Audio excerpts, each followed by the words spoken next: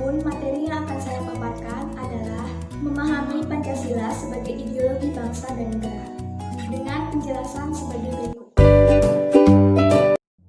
Pengertian ideologi.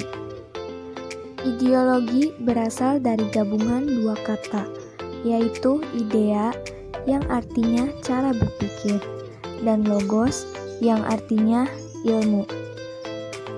Sehingga ideologi dapat diartikan sebagai cara berpikir untuk dijadikan pedoman hidup Pancasila. Ideologi juga merupakan suatu pengukiran yang menjadi dasar seseorang, sekelompok orang, bahkan bangsa dan negara untuk mencapai tujuannya. Ideologi sangat berguna bagi kehidupan bangsa dan negara sebagai identitas bersama, agar masyarakat mengetahui ke arah mana kehidupan masyarakat yang hendak dituju. Makna ideologi bagi bangsa Indonesia sebagai keseluruhan pandangan, cita-cita, keyakinan, dan nilai bangsa Indonesia yang secara normatif perlu diwujudkan dalam kehidupan bermasyarakat, berbangsa, dan bernegara. Ideologi mencerminkan cara berpikir masyarakat, bangsa maupun negara, tetapi juga membentuk masyarakat menuju cita-cita. Perbandingan ideologi Pancasila dengan ideologi lain. Yang pertama, ideologi Pancasila. Ideologi Pancasila merupakan kumpulan nilai dan norma yang menjadi landasan keyakinan dan cara berpikir untuk mencapai tujuan dengan berdasar kepada 5 sila dalam Pancasila.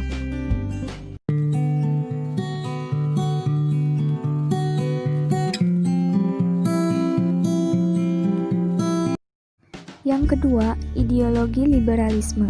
Salah satu jenis paham atau ideologi yang menjunjung kebebasan dan mengakui hak-hak individual yang baik dalam bidang politik, agama, sosial, ekonomi, maupun kebudayaan yang melindungi oleh campur tangan negara serta badan-badan yang lain. Yang ketiga, ideologi konservatif.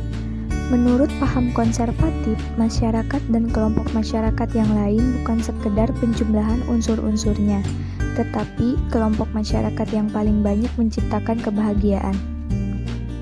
Salah satu ciri paham konservatif cenderung ditandai dengan masyarakat yang baik adalah masyarakat yang tertata. Untuk menciptakan masyarakat yang tertata dan stabil itu diperlukan suatu pemerintah yang memiliki kekuasaan yang mengikat tetapi bertanggung jawab. Yang keempat, ideologi sosialisme komunisme. Sosialisme merupakan reaksi terhadap revolusi industri dan akibat-akibatnya. Awal sosialisme yang muncul pada bagian pertama abad ke-19 dikenal dengan sosialis utopia. Komunisme adalah ideologi yang berkenaan dengan filosofi, politik, sosial, dan ekonomi yang tujuan utamanya terciptanya masyarakat yang komunis. Yang kelima, ideologi fasisme.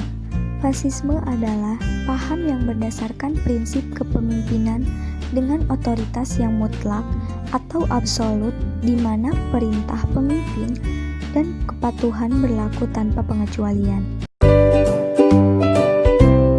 Memahami makna Pancasila sebagai ideologi negara dari putusan Mahkamah Konstitusi nomor 100/PUU/11/2013.